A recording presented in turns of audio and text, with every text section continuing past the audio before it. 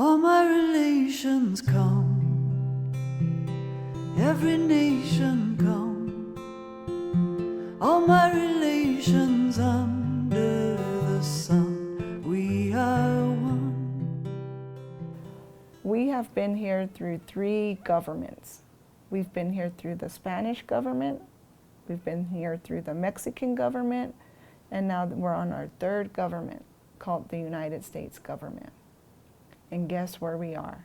We're still within these watersheds that we call Cochiti. This is the Cochiti district. There's not only is it in the watershed of the Rio Grande a crucial point, but it is a crucial point for Pueblo country as well. And Cochiti has been the steward of the Cochiti district for thousands of years, since time immemorial. And so as what's charged upon us to this day is, how do we steward the resources? How do we keep things in balance? How do we work with the Western world? How do we work with the US government? How do we work with the state government? How do we work with the local governments? How do we work with our neighbors, our sister pueblos in stewarding the resources? Where we're at now is at the Espanola Healing Foods Oasis. It's a medicinal edible garden, outdoor educational space for the community and surrounding communities. Yeah, it's hopefully so people can reconnect with our plant elders and learn a lot of the traditional uses of the plants. We have a lot of events here every year. This is our 4th year where we're building it still. But the whole design is based on a deep love and respect for water, and it's based on rainwater harvesting systems, dryland farming techniques, a lot of indigenous sustainable design that's traditional to this area as part of ancestral Tewa lands. From that encyclopedia, from all of those lessons that have been given down, how do we translate it so that the Western world can understand, so that the engineers can understand, so the lawyers can understand, so the policymakers can understand, the scientists, the biologists, the ecologists, the archaeologists? How do we translate so that all of these unique Western fields of understanding can really understand what we're trying to say, in terms of when we say we want to steward these lands for future generations? To us, that captures everything, but we have to have folks that have the master's degrees. We have to have the folks that have the law degrees. We have to have the folks that have the PhDs to then try to speak that language to the Western world. You know, we're living adjacent to a nuclear facility, and radiation exposure and how much can be released into the environment and cleanup standards are based on an adult white male. And we know that women are twice as likely to get cancer from the same dose as a man. We know that these are some of the only contaminants that can cross placental boundaries. So it's also seeing the intersections between our environmental and reproductive health. So it's really interesting to see, you know, like how all these issues intersect in the garden. And the garden really is a place where all of these things come together, and where the truth can be told about them and how we address these things. So when talking about the environmental violence in our communities, it's really good to have these spaces to show, like, well, what can we do to make sure our bodies are as healthy as possible, to make sure that we're learning about myco and bioremediation, things that we can do in our own backyard if we have concerns, things that we can do to preserve and conserve and develop that respect for water and teach our children about that respect for water, things that we can do to promote this is what a collaborative system looks like, and this is what we need to model our society off of, and teaching that to the young people.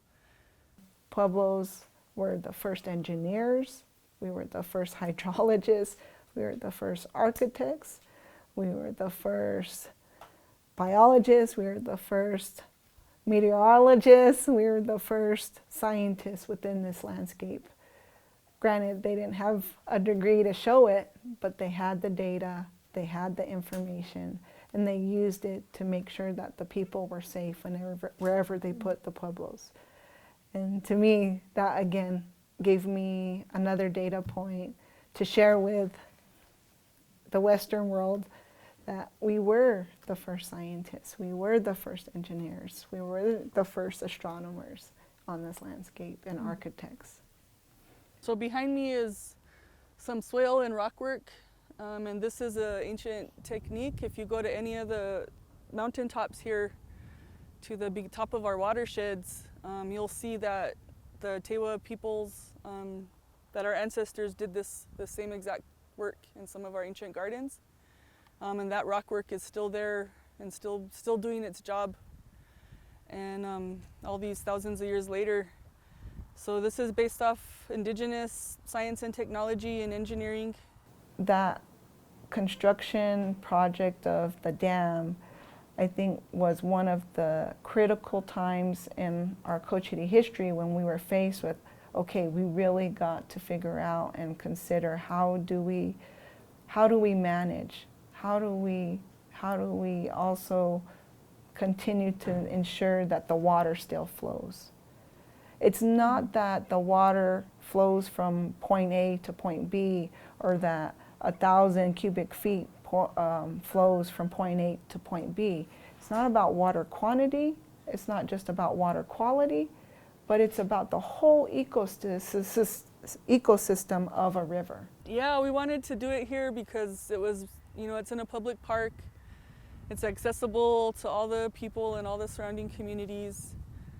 And it's really, we want it to be this outdoor educational space for learning these dryland methods, for learning about companion planting, learning about water catchment and rainwater harvest.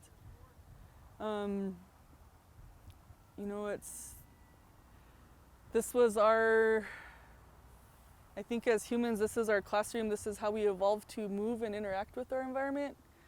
We weren't meant to be indoors as a species, and it's important that we cultivate these spaces that are outdoor educational spaces. And it's been really beautiful to see what this space is in reality, and that it is a ceremonial place and a place for prayer and different cultures to come together as land-based peoples, and these traditions that we share as land-based peoples. As Pueblo people, we are meant to live a tough and hard life. But that's okay, because that means we won't take anything for granted. If we live too easy, we're going to start taking things for granted. And once we take things for granted, that's when we're going to lose them. And so for the Western world, it's a life of ease. We always, new inventions come out, new things come out, say, oh, it's going to make it easier. And again, it takes heart, it takes sweat, it takes hard work, it takes engagement, it takes participation to be a community member. Mm-hmm.